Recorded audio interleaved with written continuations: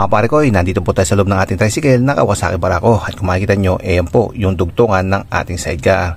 So sasagutin po natin yung tanong na pwede po bang kabitan agad ng sidecar yung hindi pa nabibreak in na motor. Pero lilinawin po natin so magkaiba po yung kakabitan ng sidecar at hindi na po bibreak in. At magkaiba po yung kakabitan ng sidecar at i-break in pa rin po. Dahil kung hindi po to bibreak in ay binayolate na po natin yung ating kautusan ng ating owner's manual na kailangan po natin i-break in tong ating motor hanggang umabot po siya ng 1,000 km. At ayan po yung procedure. So summary na po natin, napakadali lang po at wala na po tayong dapat pang alamin pa masyadong technical. Basta i-ride lang po natin siya ng moderately at patakboy lang po natin siya ng 40 hanggang 60 km. So wag po nating ibibirit. For example po is naka-neutral at saka po nating ihirit tong ating silinyador at ibibirit po natin yung makina. So fault po yun, fault po yun. So yan lang po, ganyan-ganyan lang po mag-break in. Napakasimple. At kung itatanong nyo po kung bakit natin dapat i-break in, nakalagay naman po dyan to maintain the vehicle performance and longevity. So mapaganda po yung performance nitong ating motor at mapahaba po yung kanyang buhay. Sa mga hindi naman po naniniwala sa break-in, wala na po tayong magagawa dyan. Kahit nga po yung gumawa ng motor nyo, wala na po magagawa. As long na naibigay na po sa inyo yan, kayo na po ang may full responsibility dyan. So bahala na po kayo mga pare ko.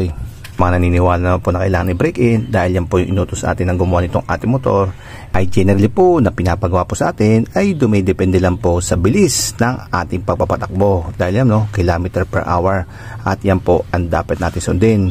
So wala naman po sinabi dito tungkol sa bigat dahil mas na kinabitan po natin ng sidecar itong ating motor, ang magbabago po dito ay yung bigat. So wala naman po tinalaki dito at hindi naman po yung bilis o yung speed.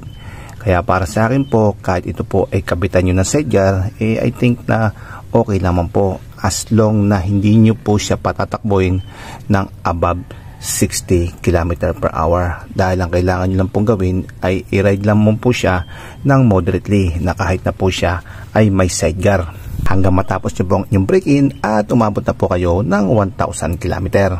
Wala naman po nasasaad dito sa ating owner's manual na kailangan po natin siyang i-break-in ng single lamang. Malinaw.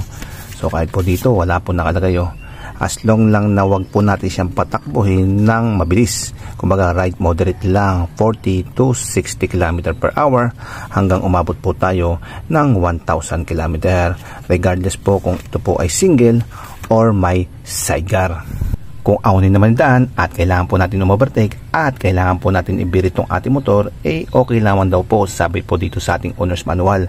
Dahil nakalagay po dito, you can ride above the maximum speed stated in break-in table. Briefly, kumbaga short time lamang, kumbaga konti lamang, if necessarily, kung kailangan. Brief period above the listed speed will not affect break-in result. So hindi naman po ito makaka-apekto sa pagbe-break-in natin. Kasi kailangan nyo po yun dahil pag hindi po kayo naka-ahon sa ahonan, yari po tayo dyan. At kung hindi po kayo maka-overtake, posible ma-accident din po kayo. So okay lang mga pare ko at hindi naman po maapektuhan itong ating makina. Pero kung ako po tatanungin, personally, I do recommend po na break-in po natin itong ating motor na nakasinggil lamang po siya at hindi po nakakabit itong ating sidecar. So 1,000 km lang mga pare ko. Then after 1,000 km, tapos na po yung ating break-in, saka po natin ikabit itong ating sidecar. Dahil ang point po natin doon, pag nakasinggil po to, ay meron po tayong full control. Kumbaga malilis po natin itong pagpirit natin. Hindi po tulad na nakakabit itong ating sidecar. Yan, pag-ahunan, lalo na pag mahaba po yung ating overtake, ay sigurado babad po itong ating silinyador sa birit. So yan po ang kabawalan-bawalan sa pagbe-break-in nitong ating motor. Kaya mas maganda talaga mga pare ko ay isinggil nyo muna po dahil lahat po ng ating motor na may sidecar ay binreak-in ko po to ng nakasinggil. Tulad po nitong ating Kawasaki Barako. Kaya until na so meron na po itong 2 years sa atin at wala po siyang kaproblema sa makina.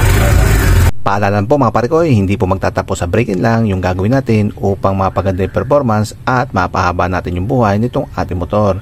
Dahil kailangan din po natin gawin yung kanyang periodic maintenance. So ito po yung kadugtong ng break-in at kailangan po natin itong gawin upang gumanda yung performance at mapahaba pa lalo yung buhay nitong ating motor. Na po, nasagot po natin yung katanungan na pwede po bang kabitan ng sidecar yung hindi pa nabe-break ng motor. At yung sagot nga po natin dyan ay pwede po. Pero i-break in nyo pa rin po kahit na po ito may sidecar. Pero kung best result po, mas maganda po is naka-single po pag binreak in nyo. So yung mga pare ko, hopefully malinaw ano. So hanggang dito lang po. Paalam!